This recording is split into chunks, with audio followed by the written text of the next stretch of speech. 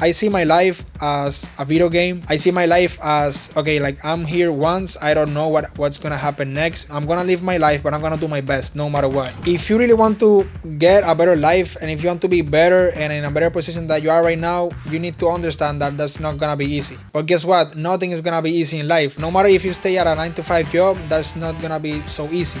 Choose what's gonna be hard for you. I prefer that doing a business is gonna be hard for me rather than just dealing with the fact that I can't make a business work. So don't do it for yourself, just do it for the future people, like your wife if you have a wife, or your kids if you have kids. Your level of success is gonna be measured by the amount of risk you're willing to take. What's up, Carlos? Bro, nice to meet you again. Nice to meet you. Nice to meet you. So I'm sitting here with Carlos Gonzalez. This is the first time that we've ever met each other. Or on the Omar Lopez show, where we specifically talk about wholesaling real estate, but we are also advocates of being well-rounded with faith, family, fitness, and finance. So I have Carlos Gonzalez right here. He is from Miami, and he actually is from Puerto Rico. He has an incredible story. We were chopping it up right here for, I think, maybe about an hour right before we hopped on here. And he has an incredible story. So today we're going to be talking about how you can become an entrepreneur and take the risk, even if you're from a different country. Because he's originally from Puerto Rico. He doesn't know anybody out here in Miami. He had no friends, no family, right? No, zero. No friends, no family. And now he is a successful real estate investor. He's done dozens of deals. And, it's all about taking the risk. So he has a podcast of his own. This is the first time I met him. And I could tell that he's an incredible human being. So I said, you know what? Jump on our podcast, the Omar Lopez Show. Carlos, why don't you start off by telling our audience who you are, what you do, a little bit about your background. Of course. So I've been full-time investing, specifically wholesaling and flipping real estate, single family, for about a year. I've done exactly 21 deals and counting. And counting. Yeah, yes, sir. I moved from Puerto Rico 2 years ago, but I've been, trying my best, hustling, getting deals, just doing what I really want to do, which is invest in real estate. And that's basically where I'm at right now. I've done 21 deals, like I mentioned, and I have a wholesale and flipping operation over here in Miami. So that's where I'm at right now. Nice. And how old are you again? 22. 22. Yes, sir. I love that. So for anybody out there that's watching, this is the example that I love in a man. Right, a 22-year-old man. When I was 22 years old, that was 8 years ago. I wasn't doing what he was doing. I just turned 30 years old, and this guy, 22 years old, came from Puerto Rico, took the risk of coming out here to Miami, and chasing his dreams, chasing his passion. When I was 22, I was hanging around with the homies. Honestly, I was hanging around with the homies. I was drinking. I was smoking weed, doing the things that I should not have been doing. So I applaud you for that. By the time that you're 30 years old, you're going to be light years ahead. So the message that we're going to give, the value that we're going to provide to our viewers today is going to be like, stop making excuses. Stop making excuses. For anybody out there that's watching right now, I like his story because he's from a different country, right? So I think it's probably even more nerve-wracking from somebody that comes from a different country. You see other people. I come from a Mexican background. I have cousins that have came to the U.S. and they're chasing the dream. And I run into other people, especially out here in Miami. There's a lot of Latinos that come out here, and they might be afraid to take the risk to get into entrepreneurship. But you're quite the opposite. You're setting the example. So why don't we, touch a little bit about how we were talking earlier, what you were doing in Puerto Rico, what you came down here, and how you guys started out here in real estate. Of course. So it all starts with what you said, like taking the risk, right? I don't know exactly what I heard this quote that it says, your level of success is going to be measured by the amount of risk you're willing to take, right?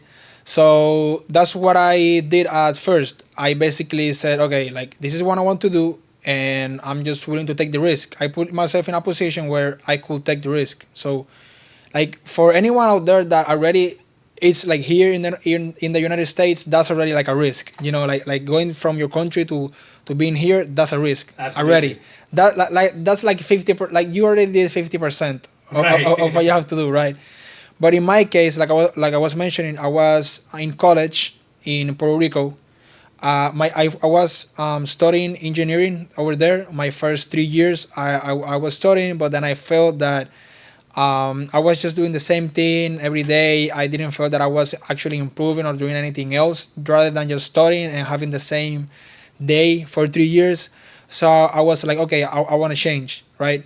So I enrolled in an exchange program, which how that works is that the university that you are enrolled in, you can go. I mean, this university that you are enrolled in, they pay you to go for a complete year to another university, right? So I didn't have to pay the tuition in Miami, which is where I decided to go, right? I didn't have to pay Miami's university's tuition because my Puerto Rican university paid for it. I had to pay for my apartment and my food, right? Then at the time I had a part-time job, and my parents also helped me with the apartment, but I paid for everything else. So at this point, I know that I'm taking a risk. And I took the risk because I wanted to just improve myself. You know, I wanted to be in a different position because I knew that if you want different results, you have to act different, right? So that was my first risk, just moving out of Puerto Moving over Rico. here.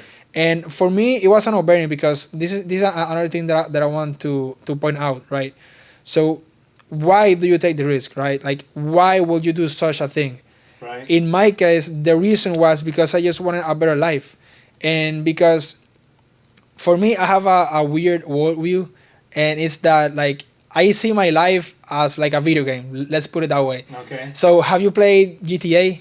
Yeah. Yeah. So, when you're in GTA, right? Like, what's the point of playing GTA? Like, you want to like you want your character to be better, right? You want to Right. have like more cars, more houses, whatever. I mean, that's not like my goal here. Like Right. like just rack up a bunch of cars and houses. I mean, houses, yeah. Yeah. But my point with this is that, like, I see my life as a video game, right?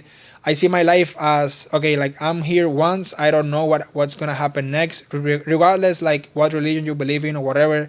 I'm not talking about that. What I'm talking about is that we all are here, and you have to make the most out of it. So I see my life as, I don't know what's gonna happen. I'm gonna live my life, but I'm gonna do my best no matter what. Right. Because if I'm not doing my best, then what I'm doing in life, you Right. know, like what's my purpose of life? Right. What's my purpose of just like following a path that is like something that I really don't want to do? Like, I'm living here, so I'm gonna do the best out of what I can. Absolutely. You know, so that's why I took that risk. So if anyone is watching this and doesn't know if he or she wants to take a risk, I mean, like, maybe you shouldn't. You know, like, maybe if you're that insecure, maybe you just don't want a better life, and that's okay. You know, like, not everyone has to shoot for a better life. Maybe you're comfortable on where you are right now, but I wasn't. Yeah. And it's not that I was in a bad spot. I was in a great spot. I was studying. My friends, my family loved me, whatever. But I want even more, because my worldview is just getting better every day. Because that's the fun. It's like a game. Yeah. You know. You're just playing a game. Exactly. So that's how I see the world. Now, back to my story, right? Once I came to Miami, I had in mind that I wanted to get better and better and better. And at the time, I was in college, and honestly, I didn't felt so good being in college, because I really, really, really wanted to invest in real estate, because I watched YouTube videos about other investors, right? So I got influenced by social media, which is one of the reasons why I do social media, because thanks to social media, I started my business that I love right now, right? So I have a life right now that I love, thanks kind of to social media, Right. you know. So at the time, while I was in college, I was, like, studying in here in Miami, had a normal life, I would put it that way. I was okay, and I just got inspired right? I saw these videos of these guys that had a business. I dreamt, like my dream was like having a business, having a team, doing money, helping people. But I knew that that dream wasn't gonna fulfill by itself, or that dream was not gonna be possible if I was just in college and getting a regular job, right? That wasn't my dream, just getting a regular 9 to 5. Right. In order to fulfill my dream, I had to go to entrepreneurship. Right. So I took my second biggest risk after moving to Miami, which was going all in. Yeah, going all in. And like I don't think you can be an entrepreneur part time. Absolutely like not. I don't think that it works that way, because think about it. Like for example, in our industry, we're wholesalers, right? So imagine if you only work like 2 days a week. Like you're gonna be outworked by everyone that is working like 5 days a week. So what makes you think that you can compete against people that are working 5, 6, 7 days a week? Like it doesn't make any sense. So that's the same in entrepreneurship. You have guys like me that are willing to do everything to make it possible. And at first I didn't care about working like fucking, sorry about the word. No, but like I didn't care about working all the day, like literally nonstop, because that was my dream, right? So imagine if someone is like, no, like I don't want to fight for my dream that big, like you're not gonna make it. Like you have to pursue something that you really, really, really like. You have to give your life for that. Absolutely. Otherwise, why would you do it? Like this is not a part-time job, right? Like it's like having a kid and don't want to like raise that kid all the time. Yeah, you know what? I'm just gonna raise the kid half the time. Exactly. I'm only gonna give him half my attention. Exactly. It's the same thing. Like that's business. That's how I see business. Like business is like having a kid. Like you have to take it seriously, and no matter what happens, you have to make sure that kid is raised right, because that's your responsibility. And even more when you have a team, right? When you have people depending on you. So back to my point, right? I felt uncomfortable, so I took my second risk, which was going all in on entrepreneurship. So at that point, I enrolled in a coaching program to fix and flip, which I knew about the program thanks to being on YouTube, on social media. So when I enrolled on that program, which was like an online coaching program, I was studying like that. I was attending that program online while I was in college. Now through that program, through that community, I knew a guy named Ray, which is my brother right now. Like he's one of my best friends. He's literally I see him like as a mentor and a brother.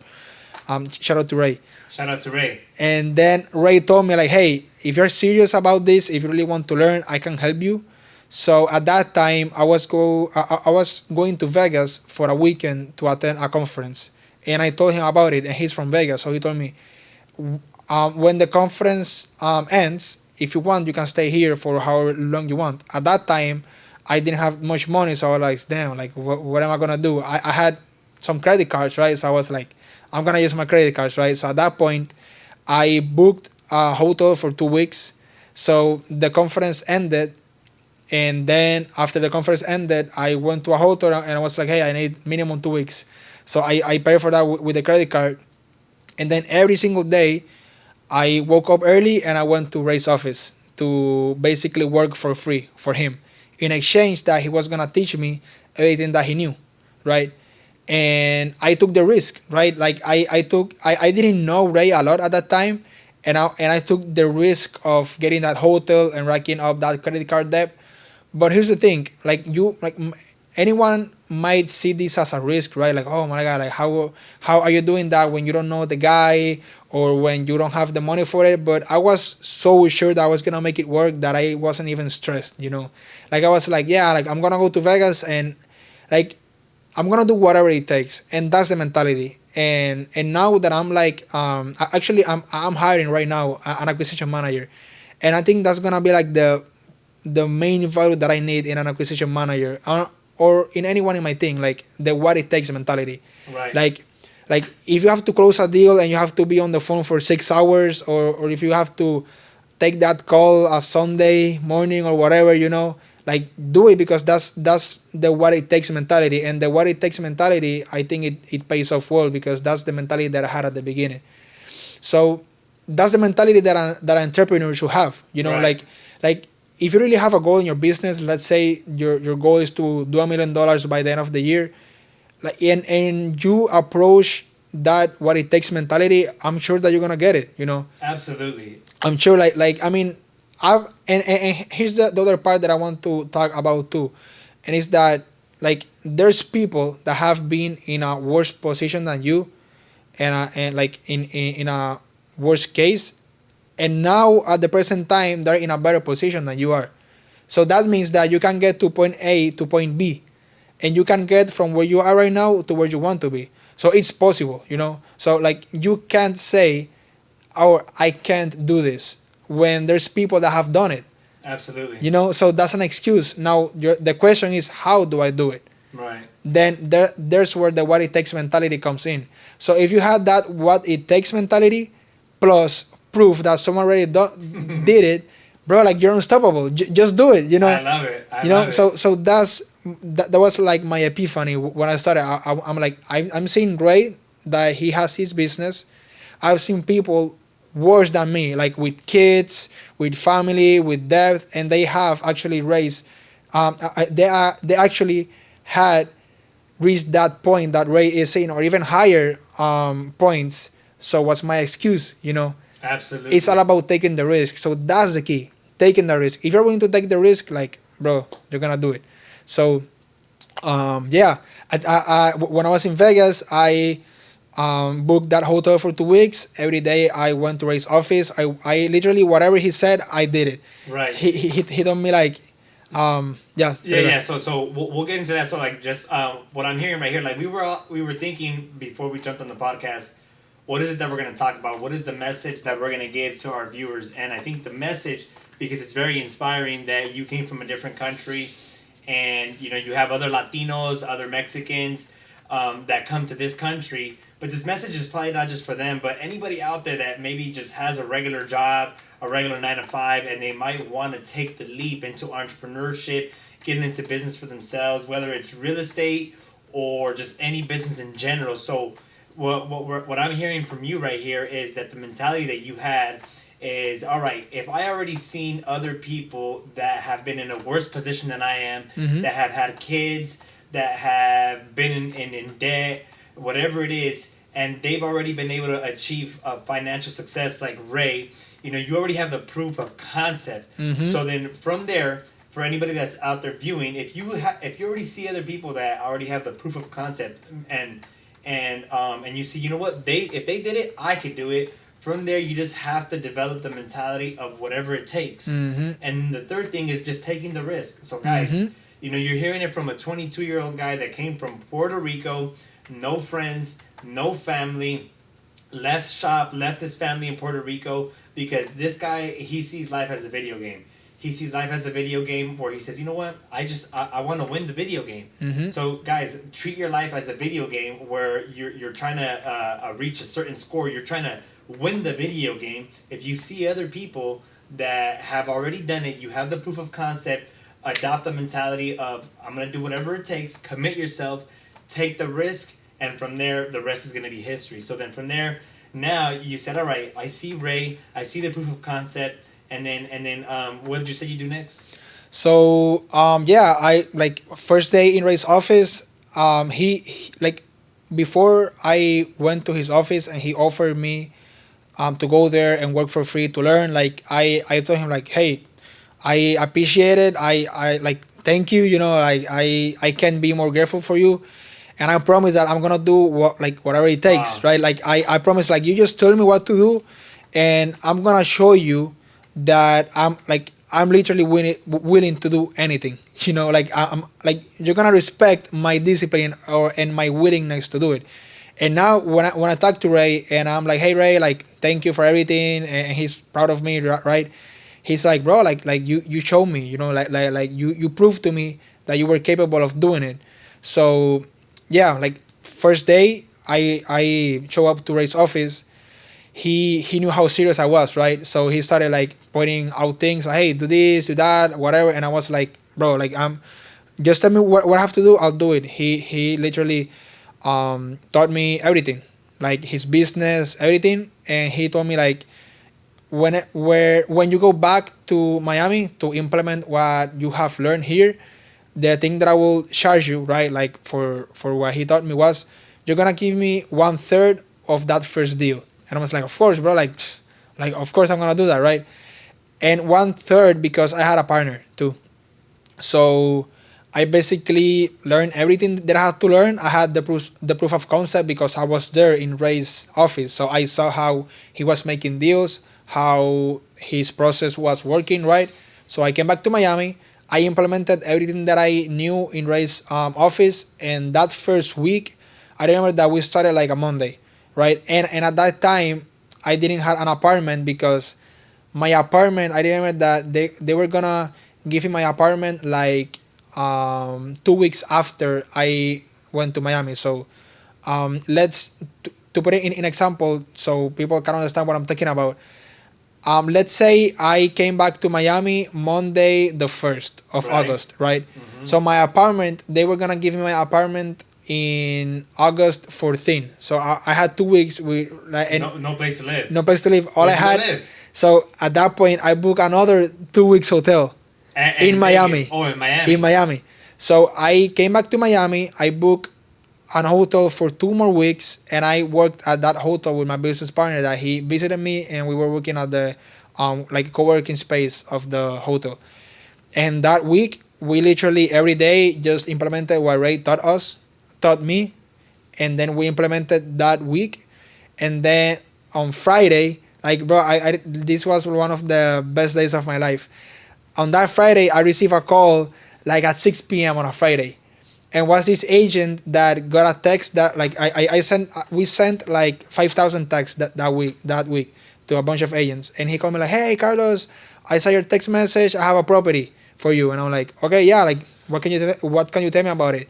He started pointing out the property. I pull it out. I see it's a condo in a 55 plus community, whatever. And then I saw that the apartments there were selling for like 300K, right? And I asked him like, hey, how much the seller wants? And he's like, I think 150 will do it. And I'm like, This was off market. yeah, Off market? was off market. I was like 150, and at the time I was like kind of freak out, and I'm like, okay, give me a quick second, let me run some numbers, and I'll get back at you. And when I hang up the phone, I told my partner like, hey, he said 150, and we were looking at the comparables, and the comparables were like 300. As is or No, ARV? like ARV, Okay. ARV. And we were like, damn, I think this is a deal. And it was like our first week, right? And I was like, yo, I don't even know what to do. I was scared. I was like, what should we do? Should we put it on the contract? And then I called the guy, and at 150, it was a deal. And I told him like, hey, I think I can do more, like maximum 140. I told the guy that, like, I didn't know what to do, you know. And he said, okay, let's do it. And I'm like, okay, now what? and he was like, okay, if you want, you can go. I live in Aventura. If you want, you can drive here, and we sign the contract and everything. So we drove to Aventura. We signed the contract for 140, and at that time, I wasn't sure of how much we can assign the property for. Point is that we started making some calls. When I was in the convention, I met some guys from Miami. So I literally called a guy that I met at Vegas convention, and I told him like, hey, I have this property on the contract, this and that, and he asked me, hey, I want it. What's the asking price? And I was like, I don't know, 200. And he was like, no, man, that's too much. I can do like 190. And I'm like, okay, let's do it. So at And that this was point, on the far bar, on the realtor contract, right? yeah. So the realtor had the contract assignable, Okay. and then I made the B2C Right. with the guy. With a separate like a regular assignment agreement or a far bar? No. A regular assignment. Yes. Okay. Yeah. And then at that time, I was like, holy shit, like I have a contract for 140, a contract for 190, so we're going to make 50K on this one. And a month passed by, we almost didn't close. But we closed on it, and we make 50K in that transaction. And that was my first deal, actually. And then I gave 16,000 to Ray, which was 1/3 Right. of 50K. And Ray couldn't even believe it. He was like, "Oh, like holy shit, this is great. Like I'm proud of you, whatever, you know." And yeah, that's literally how I started. And once I did that, like, bro, my confidence went like Through the roof. through the roof. So I was like, I just need to do this again. Like, Right. like 4 times a week. Let's do it, and that's how I started the business. Wow. Thanks to that first deal that Ray taught me how to do it. But it all started because I took the risk. Right. Man, so you guys are hearing this incredible story. So he came from Puerto Rico, went all in, left school. He said, you know what, school is a waste of time, and he went to a convention in Las Vegas where he met this guy Ray. This guy Ray said, "I'll take you under my wing." He went out there to Vegas, lived over there for a month, pretty much living in a hotel, right? Yes, sir. He said, "I'm just fully committed, right? I've already seen the proof of concept, and I'm just gonna do whatever it takes, whatever it takes mentality." Went under Ray's wing. Ray, which I've met before at an event with Tiffany and Josh, he does seem like a great human being from the time that I met him there. And you went under his wing, learned how to do the ropes, came back over here, lived in a hotel for 2 weeks, just wheeling and dealing every single day. From there, you got your first deal and you made $50,000. Yes, sir. Right? And then from there, I think you've been able to do that 20 other times. You've done like 21 deals, right? Yes, sir. Yeah. Man. Yeah. So what does your business look like right now? So actually, I just split up with my partner. Mm-hmm. He's moving to New Jersey, so we already closed 21 deals, basically following the same system. We haven't changed anything because it has worked, right? We've done 21 deals, a total of like 392,000 exactly. Wow. And 1 year ago, I had 0. 21 deals for 400K. Yes, sir. 400K in the last, like 6 months or 1 year, right? Basically? Well, we started in August, so August. Like 9 months. Like 9 months, yeah. Wow. Yeah, and like literally, today is June 1, right? Yeah. So I had this realization yesterday, because yesterday I like, it was a year ago exactly, May 31st, 2023, that I decided to go all in. May 31st, 2023. Yeah. And then the next day, June 1, which is exactly a year ago from now. Exactly a year ago. That's where I signed up for the coaching program. And Wow. then 6 days later, I met Ray in June 7. Wow. I remember all the days because I remember there was like when I do $1 million, I'm gonna remember this day. Wow. And it's funny, but I was so sure that I was gonna do whatever it takes to accomplish it, that I was confident, and I was just like you know that I think today when I was doing my meditation, I was doing like a guided meditation, and the woman said, fear and faith both require you to believe in something that you can't see. So it's better to believe in faith, because think about it, like if you're fearful of something, you are believing something that you can't see. Wow. That will happen. And when you have faith, it's the same thing. You can't see it. But in both cases, it requires you to believe in something that you don't see. Wow. So at that point, a year ago, I was believing in something that I couldn't see, which was like me doing my business. So that was faith. Wow. That's incredible right there. That's very powerful. So you said that fear and faith both require in something that you cannot see. Mm-hmm. These are just imaginary visions. Exactly. So instead of choosing fear, choose faith. Exactly. If you're still required to envision something that you can't see, might as well pick the faith. Exactly. Faith is actually one of our core values. Really nice. Nice. Yeah, because I think about it, like if you are fearful of something, you are believing in something that you can't see. Right. Now, let's say you're talking to a negative person, right? And you tell this quote to this negative person. That negative person will be like no, but I don't think I'm able to do this. And you're gonna ask them why, like what do you think that? And if you think about it, like it's gonna be an excuse, because like we mentioned earlier, like if you can see someone that already did it, be starting in a position worse than you, then all you're doing is excuses. Mm-hmm. So if you think you can't do it, or if you think you can do it, in both cases you're right. Right. Because you are just believing in something that is not real right now. So you might as well pick faith. Absolutely. Right? So yeah, that's how I did everything that I did. That's how I did 21 deals. Right now, I just started like on my own, and I have a small marketing team, and we are just doing the same thing. The same concept. We're doing marketing to agents. We get deals, we underwrite them, and then we put it on the contract. And yeah, that's what we're doing right now. and my plan is just to grow that more by the end of the year and then implement more marketing. Wow. And then yeah, like bro, like 3 years from now I want to do like 50 deals per month, you know. Absolutely. And you will. That's my goal. With the whatever it takes mentality, Amen. I'm 100% confident that you're going to do it. Amen. Thank you. Yeah, so just to give, why don't you tell people, for those that don't know, you said that your main deal source is by reaching out to realtors, like, Mm-hmm. and a couple of steps, right? Because the way that we do deals is by running marketing with pay-per-click. Give our viewers some action items on the way that you do deals. Mm-hmm. Okay, sure. So here's the concept of my process, right? So I pull a list of agents from the MLS, right? So let's say there are, I don't know, 20,000 agents in South Florida, right? You pull a list from the MLS. So that's first step. First step, get your list, right? Of Agents. Second step is do the marketing, do the outbound marketing. That is the type of marketing that I'm doing. In my case, there's a bunch of ways to do outbound marketing, right? In my case, I have 2 people doing calls. So we download this list into a dialer, and we have 2 guys doing calls, right? Like cold calls to these agents. And how these calls go is like, hey, for example, let's say that you are one agent, right? Hey, is this Omar? And you say, yeah, this is Omar. Hey, this is Carlos from Swift Realty, which is the name of my company. I'm just calling because, well, I see that you're an agent and we're looking to buy properties to fix and flip. Do you have anything, right? So that same concept applies to texting. So you download that list into a texting platform. You outreach a bunch of agents, so you have calls and text. Now, the script is the same thing, right? The approach is the same thing. Hey, this is who we are. This is what we're looking for.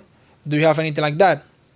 And then, of course, a bunch of agents are gonna, like you just go back and forth until someone says, yeah, I have something. Now, when they have something, that's where the first part of the operation ends. Because when they have something, it goes to the second part of the operation. The second part of the operation is you're getting a bunch of like agents leads, right?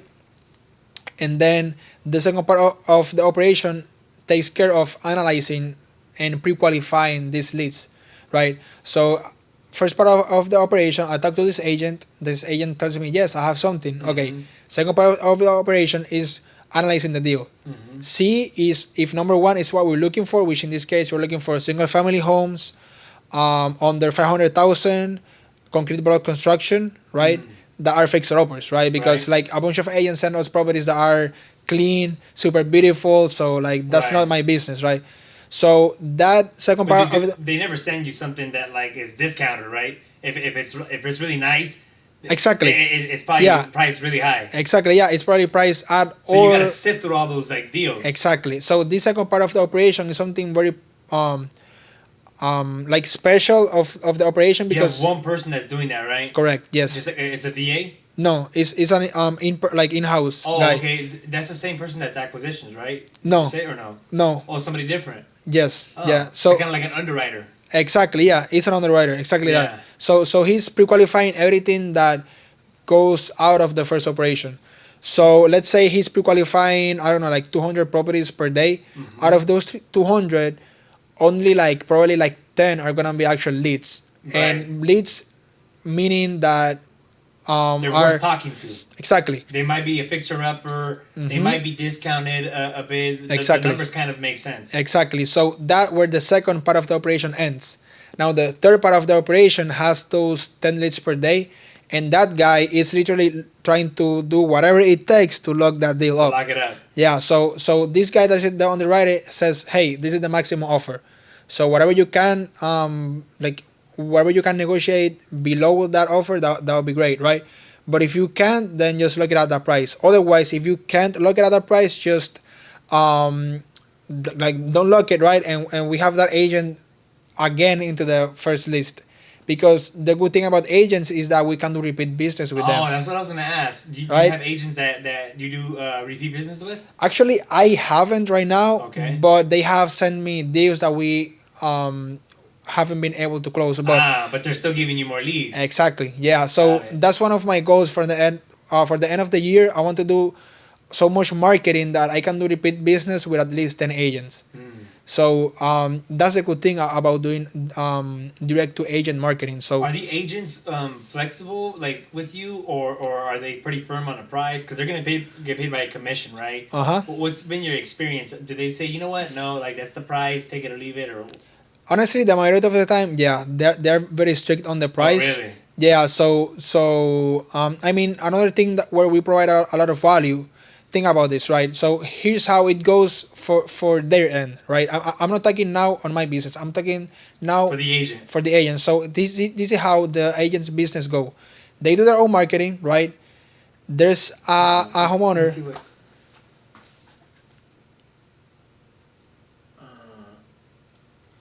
What happened? Oh, there it is. I think it was the. It was the low power mode. Yeah. But that was still recording. Nice. Okay, at least. Yeah. So here's how the agent's business goes. So they do their own marketing or their brokerage give them leads. Right. So whatever situation it's there, then they call a bunch of people. The majority of them want market value for the property, right? So they list their properties. But when I'm calling them or texting them, I'm like, hey, you're gonna have some homeowners that, for some reason, their property can't be listed on the market, or maybe it can be listed on the market, but it's just like a hassle because the property don't qualify for any loan because it's a fixer upper, right? Mm-hmm. Because think about it, agents like to list properties that are very easy to list. Right. So ideally, they want people that want to list their already rehab homes, mm-hmm. or homes that are nice, right? Mm-hmm. So I told them, I'm like, hey, whenever you have those type of people that have distressed homes, let me know because I can be a solution for them. Because think about it, if there's a distressed homeowner, that distressed homeowner can't list their property, mm-hmm. because listing their property means what? Like putting on the market, have showings, having people there. It's gonna take months maybe to close on a property, and even more if it has a bunch of issues. Like for starter, like just to point out a simple thing, if it's a fixer upper and you haven't changed the roof, it won't qualify for a loan. Like you can't insure the property because it has an old roof, mm-hmm. things like that. So basically, I'm just telling agents like, hey, there's gonna be some situations where it makes sense to close the property in 2 weeks cash without contingencies. But of course, I'm gonna charge for that, right? So I'm gonna be lower than market value, mm-hmm. and they understand that the value that I'm providing, Mm-hmm. So how it goes with their end, whenever they have those type of leads, they call me and be like, hey, I have this guy that fits what you are trying to go after, mm-hmm. and then that's where we put them through the process.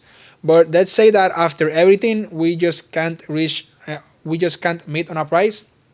Then we are like, hey, okay, I appreciate it. We can't make a deal work here, but if it's okay, we're gonna keep in touch with you in case in the future you do have something that mm-hmm. will fit us, and then that's how we do everything. Wow. Yeah. Yeah, that's very interesting. I think that's a very good sign of being resourceful, mm-hmm. right? Doing whatever it takes again. Mm-hmm. SMSing, cold calling agents, and not even following the traditional route because we just pay for marketing. Mm-hmm. Right, but that's another way of just being creative and creating those relationships. So, what are you excited about right now, bro? Like, what does the 12 months look like for you? What are some of your big plans? Sure. So, well, first of all, I'm on the process. Like, I don't know if I mentioned it already, but I'm on the process of looking for an acquisitions agent now. So I just want to do more marketing, just grow the business a little bit more. So my main goal right now, I want to do 2 deals per week. 2 deals per week. That's my main goal, because if I can do 2 deals per week. What's your average deal size? Right now it's almost 20,000. Almost 20,000. 19, maybe like 20,000. Nice. So if I do 2 deals per week, that's 40,000 per week. That's almost $1 million. Yeah. By the end of this year. Now that's gonna be very tough. It's gonna be hard, but again, what it takes, right? Hey, whatever it takes. Like that's. Why would I want to shoot lower than that, Right. So that's how my year looks like for me right now. Now after that, I want to take all the money I can to reinvest it into hiring more people and to start doing like what you guys do, right? Like PPC, PPL, all that, and then just build the sales team, build a better marketing strategy, and just keep reinvesting on the business for at least minimum 3 years. Because from 3 years from now, I want to do 50 deals per month.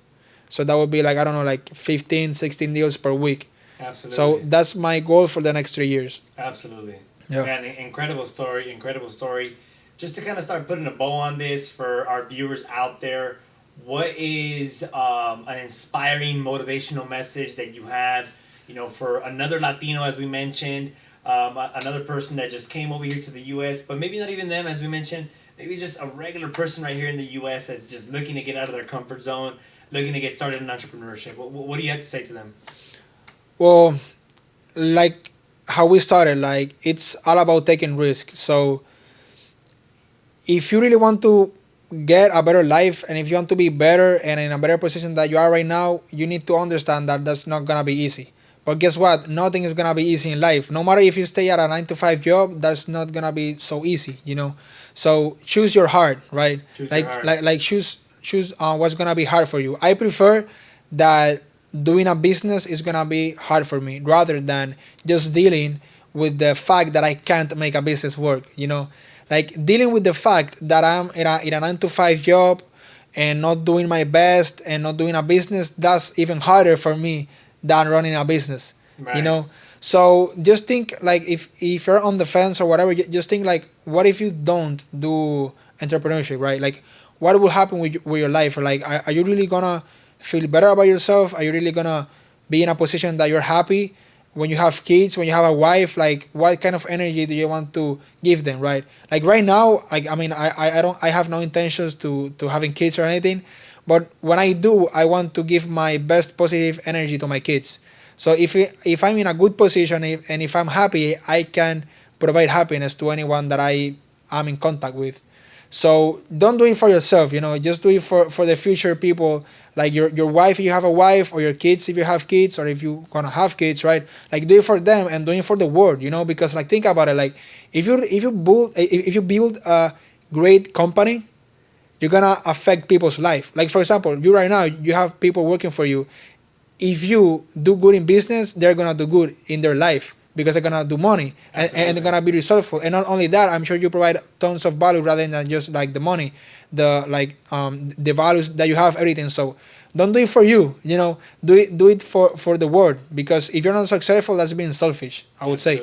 So that's what I have to say to these people. Like don't be selfish, do business or whatever you're good at. Like maybe you don't want to have a business, and that's okay, but do your best, because when you do your best, you can influence positively on people to do their best too, and that's like the ripple effect.